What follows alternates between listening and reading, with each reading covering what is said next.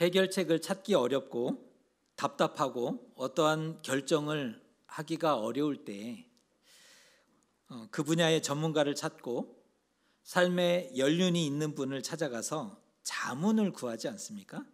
또 상담을 하게 되는데요. 스스로 해결이 안 되는 거예요. 해결책이 없는 거죠.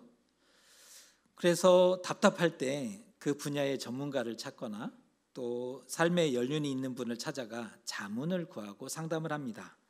문제와 위기를 잘 해결하기 위함이고 또 인생을 잘 살기 위함이지요. 이 문제를 해결하고 싶다는 거예요. 그리고 나의 소중한 삶을 잘 살아가고 싶기 때문에 그러한 일들을 하는 것을 보게 됩니다. 진지하게 듣죠. 그 말을 진지하게 듣고 생각과 행동을 지혜롭게 바꾸기도 합니다. 아, 그렇구나. 아, 이게 지혜구나 하면서 생각과 행동을 바꾸기도 하고 이미 가진 생각과 행동을 더욱 강화하기도 합니다. 나름 판단을 하고 있는 게 있었는데 봐라, 내 생각이 옳았지 이러면서 나 자신의 생각과 행동을 강화하기도 한다는 거예요.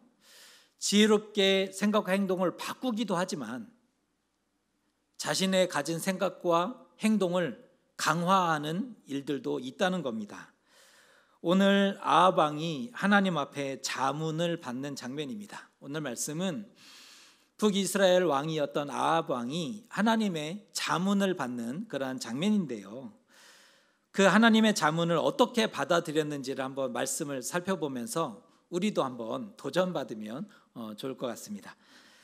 아합과 미가야 선지자가 만나게 되죠. 하나님 보내신 세우셨던 미가야 선지자, 그러니까 아합 왕과 미가야 선지자가 만나는 장면인데 논점은 우리가 길르앗 라못으로 싸우러 가랴 말랴 이 문제입니다. 길르앗 라못으로 싸우러 가야 할까 가지 말아야 할까 이 논점입니다. 선지자는 주저없이 선포합니다. 올라가서 승리를 얻으소서. 왕이시여 올라가서 승리를 얻으시면 됩니다. 하나님께서 그 성읍을 왕의 손에 넘기셨습니다. 듣고 싶었던 말이에요. 듣고 싶었던 말을 해줍니다. 기대했던 응답이잖아요.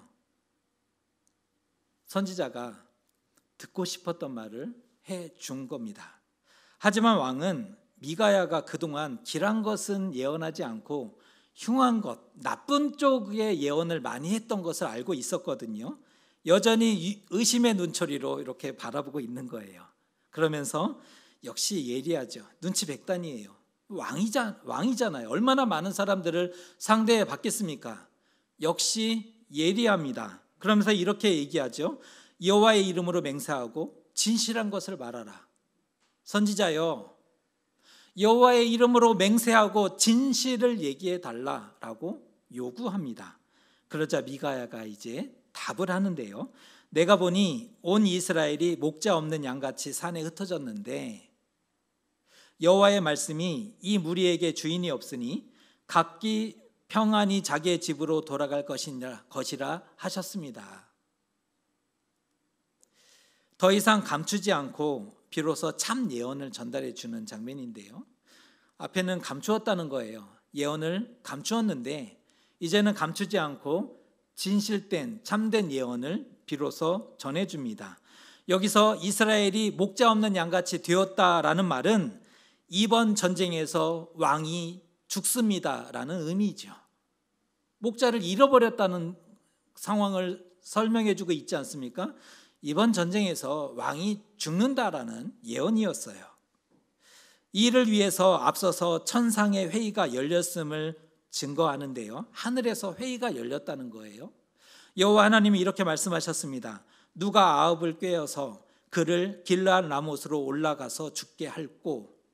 하나님이 이렇게 말씀하시자 한 영이 거짓말하는 영이 되어서 모든 선지자의 입에 있게 하겠습니다 라고 제안을 했고 그 제안을 허용하십니다.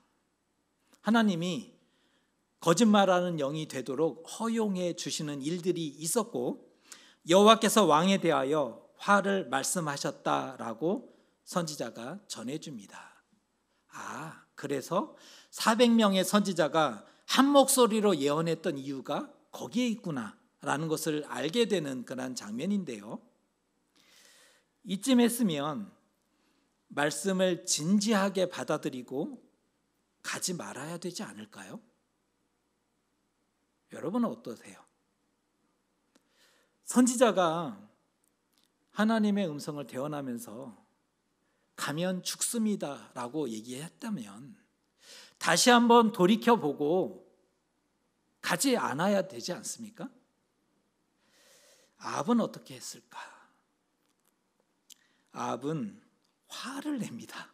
화를 내면서 미가야를 잡아서 감옥에 가둬버리죠. 선지자를 잡아서 감옥에 가두는 장면이 27절인데요. 읽어드립니다. 말하기를 왕의 말씀이 이 놈을, 지금 열받았어요. 그래서 지금 욕을 하고 있는 거예요. 말하기를 왕의 말씀이 이 놈을 옥에 가두고 내가 평안히 돌아올 때까지 고생의 떡과 고생의 물을 먹이라 하였다 하라 라고 명을 하는데, 이 놈을 가두라 라고 명한 거예요. 왕이 욕하고 급발진하고 옥에 가둔 것은 그딴 예언을 조금도 인정하지 못하겠다라는 의지 아니겠습니까? 그런 예언을 용납할 수 없다, 인정할 수 없다라는 뜻이지요. 그렇게 선지자가 가면 안 된다, 가면 죽습니다 라고 경고했는데 아합은 왜 그렇게 가고자 했을까요? 이해가 안 되잖아요. 선지자가 이렇게 경고했는데 왜 아합은 그렇게 가고자 했을까 궁금한데, 거기에는 명확한 이유가 있다는 겁니다. 명확한 이유가 있습니다. 아합은 자신의 판단력을 믿었거든요. 무엇을 믿는가에 따라서 행동이 달라지죠. 아합은 무엇을 믿었느냐? 자신의 판단력을 믿었습니다. 마치 별의 순간처럼 이 한 번의 일로 인해서 수십 년 혹은 수백 년의 역사를 결정지을 수 있다라고 생각했다는 거예요.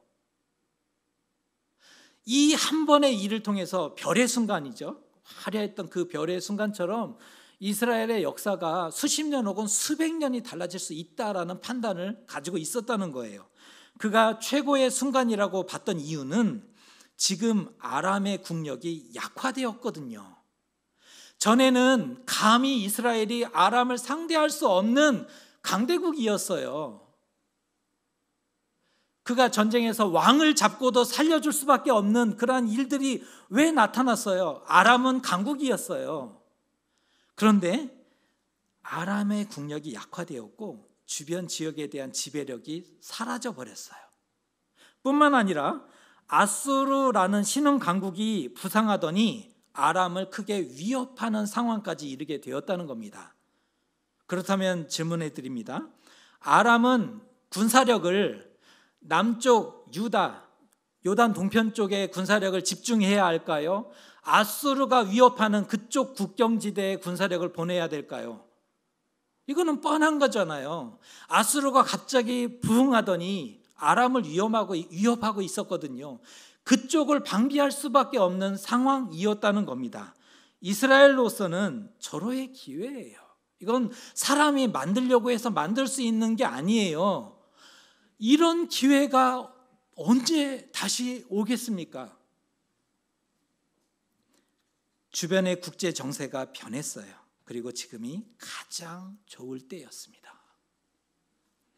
길르앗 라못이라는 도시가 나오는데 가나안 정복 당시부터 이스라엘 땅으로 편입되었습니다. 가나안 정복할 때 그때 이스라엘 땅으로 귀속되었고 갓지파에게 기업으로 주어졌는데요. 12자손 중에 갓지파가 그 땅을 기업으로 받았고 요단 동편에 도피성 중에 하나가 그곳에 세워집니다. 굉장히 중요한 위치를 가지고 있는 그러한 땅이었다는 거죠. 반드시 회복해야 되는 땅이었어요. 그러한 정세와 판세가 아합에게는 선명히 보였던 겁니다. 그가 왕이었지 않습니까? 그는 보통 시민이 아니었어요. 그냥 일반 신하가 아니었어요. 그는 이스라엘의 왕이었어요. 그는 국제 정세를 볼 수 있었던 사람입니다. 그리고 이게 상황이 달라졌다는 것을 분명히 보았던 사람입니다. 그리고 그의 판단은 정확했어요.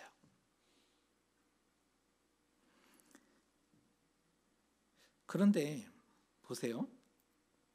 듣지도 않을 거면서 순종하지도 않을 거면서 그럼 왜 물었을까? 자신의 정확한 판단대로 하면 되는 거 아니에요? 듣지도 않을 거고 순종하지도 않을 거면서 왜 물었을까? 우리하고 비슷하지 않습니까? 우리도 들을 것도 아닌데 하나님께 묻잖아요. 그러면 이 아합은 들을 것도 아니면서 왜 물었을까? 사실 묻고 싶지 않았죠. 지난주 말씀을 드렸어요. 묻고 싶지 않았던 사람입니다. 먼저 단 한 번도 하나님께 물은 적이 없었던 사람이다라고 말씀을 드렸는데 그는 묻고 싶지 않았던 사람이었죠. 그런데 남유다 왕 여호사밧이 고집하는 바람에 등 떠밀려서 할 수 없이 묻게 된 그런 상황입니다. 마음이 내키지 않았지만 그렇다고 남유다와의 연합을 깰 수는 없지 않습니까? 마음은 없었지만 남유다와의 연합을 깰 수 없었기 때문에 어쩔 수 없이 물었던 이런 거죠.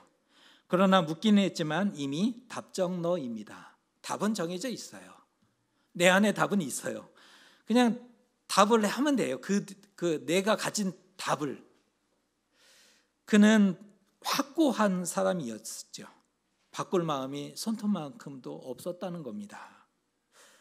혹시나 선지자들이 길한 것을 예언해 준다면, 혹시나 물었는데 선지자가 좋은 대답을 해준다면 승리에 대한 신적인 권위를 가졌으니 신이 확답을 해준 거잖아요.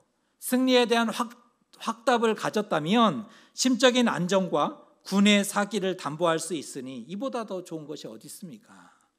고대 전쟁에서는 신의 응답을 받은 게 이 군대의 사기가 엄청나게 좌우했잖아요. 그 한 번의 신의 응답을 통해서 불가능한 전쟁을 싸워서 승리하는 일들도 분명히 있었고요.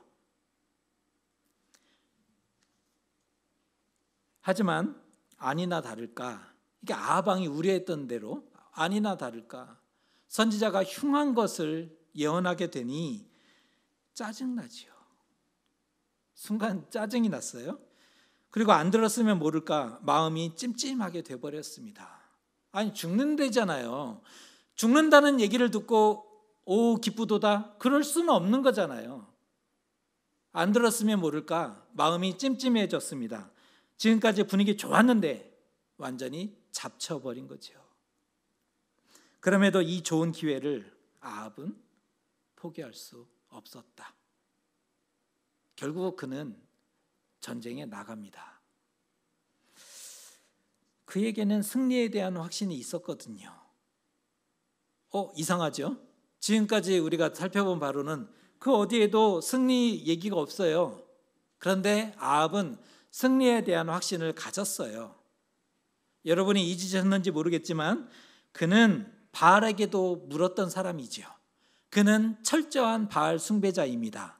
그가 가장 사랑하고 신뢰했던 바알에게 이 전쟁을 앞두고 가장 먼저 묻고 응답을 구했음이 자명하지 않습니까? 하나님께 묻는 것은 어쩔 수 없이 물었지만 우상에게 바알에게 묻는 것은 최우선이었죠. 그는 바알에게 물었어요. 그리고 응답을 받습니다. 보세요. 바알의 응답을 받았어요. 그리고 국제 정세가 돕고 있어요. 정세가 바뀌었다는 말씀을 드렸고, 그리고 400명에 달하는 선지자들의 압도적인 지지를 받고 있어요. 한 선지자가 반대하지만 400명이 승리를 예언하고 있어요. 400대 1 다수결로 하시자고요. 이거는 뭐 선지자 한 명의 음성은 묻히기 쉬운 거죠. 400명이 전폭적으로 지지해주고 있지 않습니까? 응답도 받았죠. 국제 정세도 합당하죠. 400명의 선지자가 지지해주죠. 이 정도면 자신만만하고 큰소리칠만 했더라는 겁니다. 다만 한 가지 걸리는 게 있어요. 미친 선지자의 말이 신경이 쓰였을 뿐이죠. 그래서 전쟁에 나가는데 자신의 왕복을 남유다 여호사밧 왕에게 입혀줍니다. 혹시나 모르는 일을 대비하기 위해서. 똑똑한 사람이라니까요. 혹시나 모를 일을 대비하기 위해서 자신이 변장하고 전쟁에 나갔던 겁니다. 그런데 아합이 생각했던 것과 전혀 다른 상황이 펼쳐졌다는 거예요. 막상 전쟁에 나갔는데 자신이 생각했던 것과 완전히 다른 상황이 펼쳐집니다. 역시 아람은 만만치 않은 강국이었어요. 그 위세가 조금 꺾였을지는 모르지만 아람은 만만치 않은 나라였어요. 철저히 방비했을 뿐 아니라 전투에 능했던 32명의 전사들로 특공대를 조직해서 말하자면 비밀 작전을 지시한 거예요. 너희는 오직 아합 왕과 싸우라. 말하자면 아합 왕 암살 작전이 비밀리에 진행이 된 거예요. 32명의 빼고 뺀 특별 용사들을 뽑아서 아합 왕을 죽이라는 거죠. 다행히 변쟁했기에 그 위기를 모면하게 되었던 거고요. 하지만 한 병사가 무심코 화살을 쏘았더라. 이런 표현이 성경에 나와요. 한 병사가 무심코 우연히 그냥 화살을 쐈어요. 누구를 목적으로 한 것도 아니고 그냥 적군을 향해서 한 병사가 화살을 쐈어요. 그런데 우연히 그 화살이 갑옷의 그 연결 가장 약했던 부분을 맞췄다는 거예요. 그날 싸움이 치열했고 안타깝게도 전장에서 빠져나오지 못하고 전사하게 됩니다. 우연히 된 일일까요? 성경은 무심코 쏜 화살이 우연히 갑옷 솔기에 맞았고 갑옷 연결 사이를 맞았고 아합이 죽었다라고 써주고 있어요. 그런데 우연히 된 일일까요? 아합은 결국 선지자의 예언대로 죽게 되죠. 예언대로 죽게 된 겁니다. 우리도 기도합니다. 하나님께 뜻을 묻죠. 자문을 구합니다. 기도와 자문 같은 범주로 이해해 본다면 우리도 하나님께 기도합니다. 하나님의 뜻을 구하고 자문을 듣죠. 솔직히 듣고 싶은 것을 듣게 되면 얼마나 안심이 되는지 우리 알잖아요. 하나님께 기도를 하는데 듣고 싶은 그 음성을 들으면 얼마나 든든하고 감동적인지 모릅니다. 하나님이 인정하시고 응답해 주신 거잖아요. 최고죠. 사람들은 자신이 듣고 싶은 것을 들을 때 은혜를 받아요. 우리가 은혜를 받는다라는 표현을 종종 하는데 여러분이 가만히 곰곰이 생각해 보세요. 어떨 때 은혜를 받는지.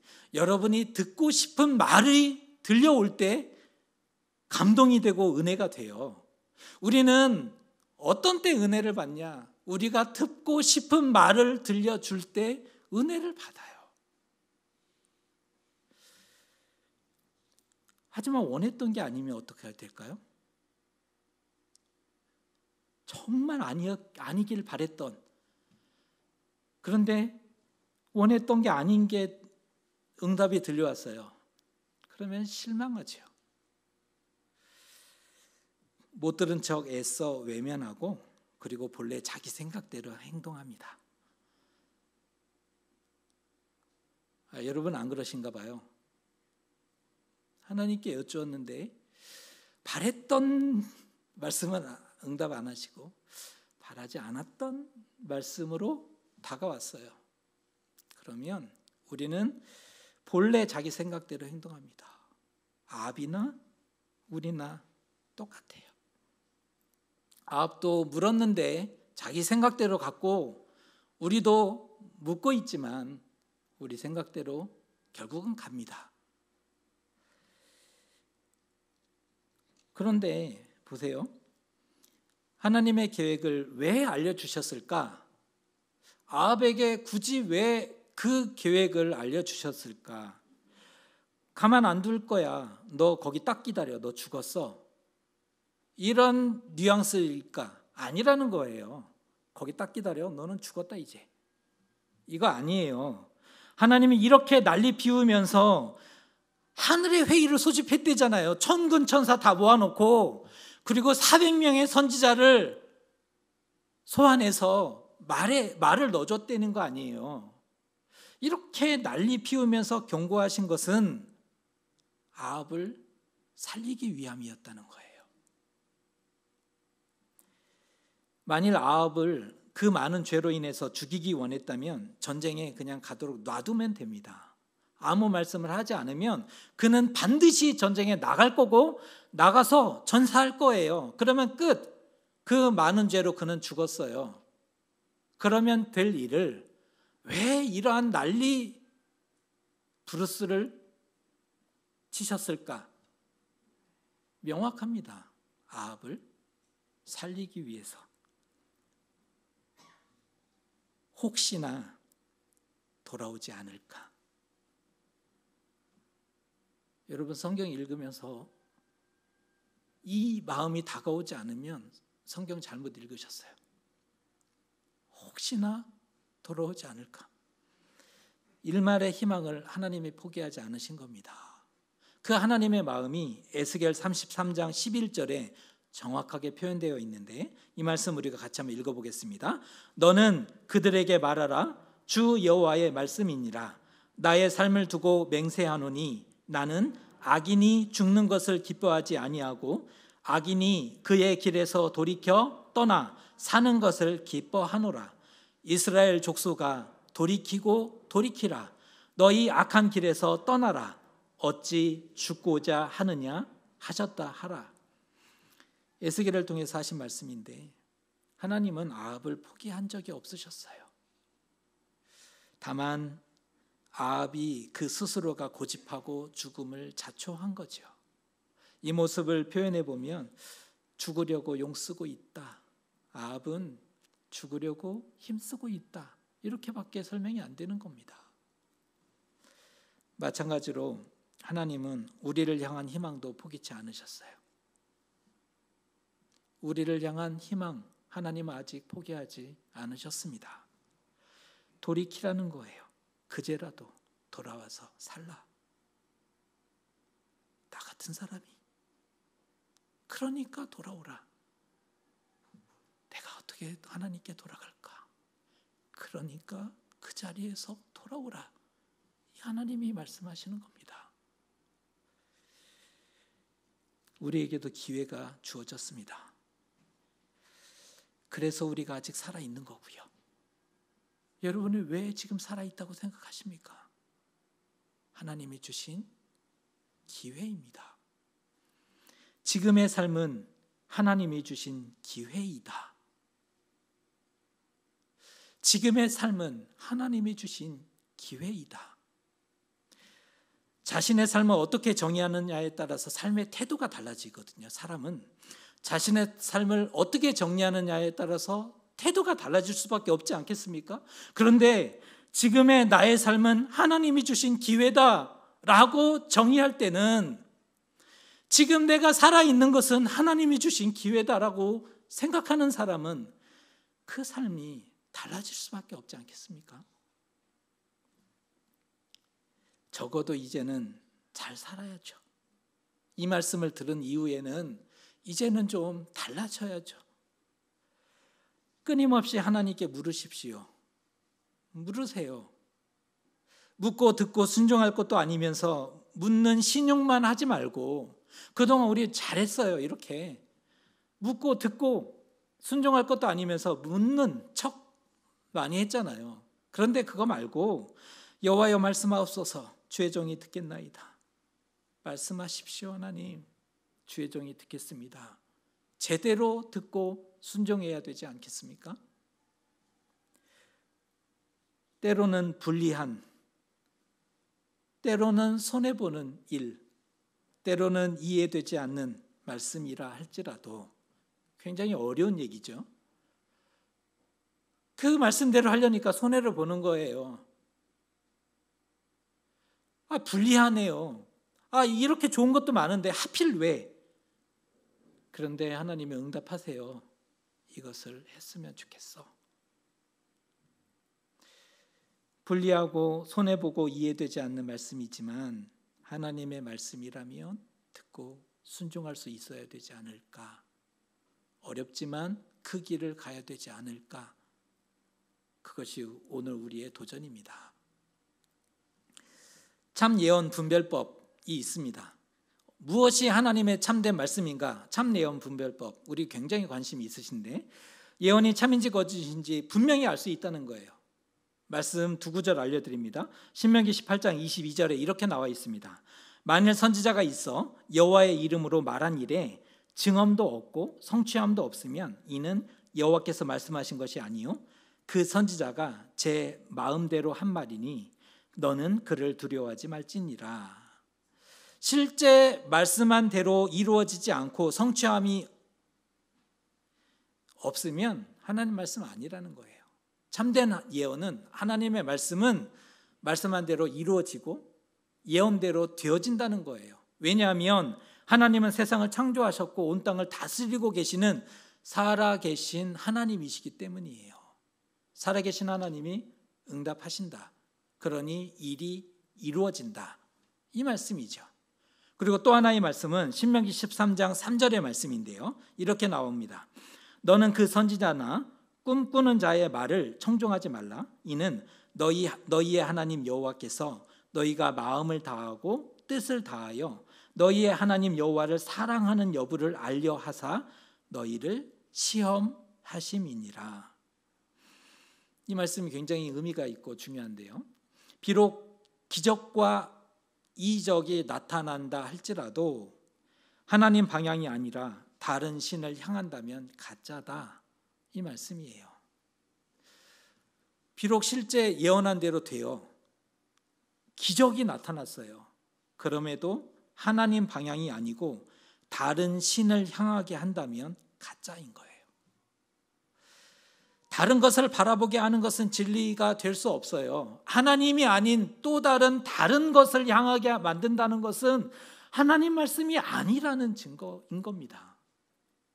그 방향이 하나님을 향하고 가까이 하게 하느냐 떠나게 하느냐 분명한 분별법입니다.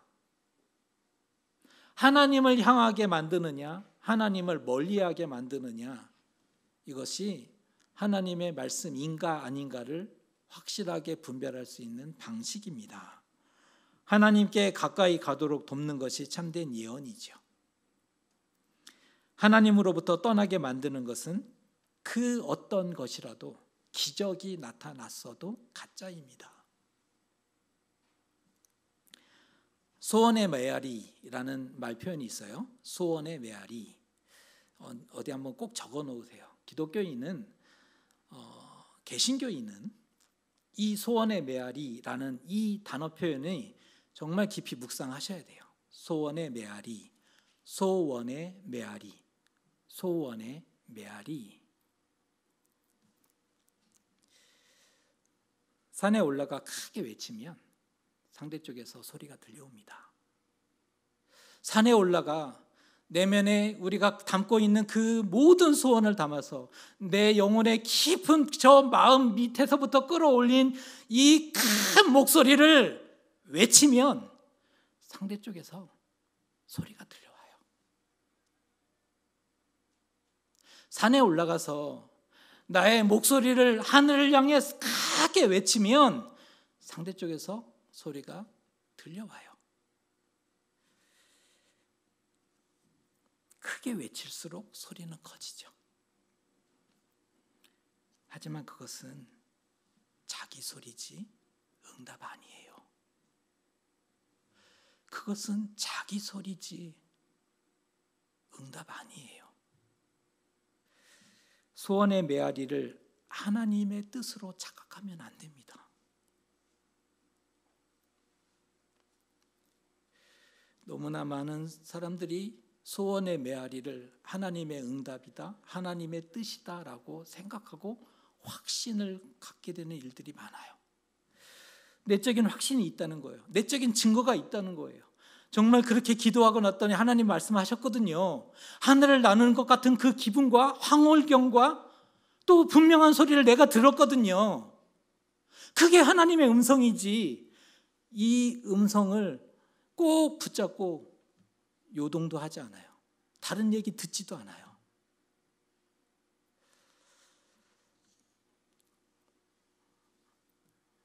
하나님의 음성을 바르게 듣고 믿고 순종해야 되지 않습니까? 내 내면의 소리를 하나님의 음성으로 착각하는 게 아니라 하나님의 음성을 바르게 듣고 믿고 순종하는 길이 바른 삶이고 길인 거죠. 무엇이 하나님의 음성인가? 무엇이 하나님의 음성인가? 무엇이 하나님의 음성인가? 하나님께 가까이 가도록 돕는 예배와 말씀과 찬송과 기도가 하나님의 음성이다. 하나님의 음성을 매 들려주시는데 우리는 안 듣고 특별한 음성을 기대하면서 내면의 소리를 하나님의 음성으로 착각하잖아요. 그러지 마세요. 하나님께 가까이 가도록 예배와 말씀과 기도와 찬양이 우리 옆에 있잖아요. 하나님 앞에 예배를 드릴 때 찌르시지 않습니까? 잘못됐다, 틀렸다, 회개해라. 하나님께 돌아와야 한다. 아, 잘못됐구나. 아, 이게 아니구나. 그게 하나님의 음성이지 않습니까? 하나님께 가까이 가도록 돕는 예배, 말씀, 찬송, 기도 가까이 해야 가까이 말씀하시는 음성을 듣게 되는 거예요. 예배와 말씀을, 기도를, 찬송을 우리가 가까이 해야 하나님께 가까이 이끄시는 그 음성이 들려오지 않겠습니까? 예배도 말씀도 찬송도 기도도 하나도 안 하면서 어떻게 하나님 음성을 듣고 하나님께 가까이 갈 수 있느냐? 어디 가서 기도 한번 받으면 하나님의 음성이 막 들려오고 깨우쳐지는 게 아니에요. 말씀을, 예배를, 기도를, 찬송을 가까이 할 때 하나님의 음성이, 그 세미한 음성이 들려오고 우리의 몸과 마음과 영혼이 하나님께 가까이 다가가도록 해주시는 겁니다. 어떤 음성이 좋으세요? 길한 것과 흉한 것 선택하라고 하면 다 좋은 것 선택할 거예요. 우리 마음은 그래요. 저도 그렇고. 어떤 음성 좋아하세요? 길한 것과 흉한 것. 그런데 보세요. 만일 그것이 하나님의 음성이라면 길하든지 흉하든지 그 모든 것은 우리의 영혼을 살게 만들 겁니다. 길한 것은 우리를 축복하는 또 응원하는 말씀일 것이고, 흉한 것은 살리기 위한 사랑의 경고인 거죠. 살리기 위한 하나님의 경고인 겁니다. 종을 울려주시는 거예요. 안 된다. 더 가까이 가면 안 된다. 돌아오라. 하나님의 음성을 잘 분별해서 일생 하나님을 섬기고 다른 것 따라가지 말고 다른 것 바라보지 말고, 이 시대는 우리에게 다양한 것들을, 좋은 것들을 보여주는 시대예요. 하나님 말고 더 좋은 게 정말 너무 많아요. 너무 많더라고요.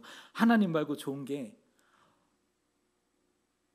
그럼에도 우리는 일생을 하나님을 섬기며 하나님 한 분만을 바보같이 바라보며 하나님께 가까이 사는, 하나님 앞에 딱 붙어서 어디 가지 않겠습니다. 가까이 서는 하나님의 사람들 되시기를 주님의 이름으로 축복합니다.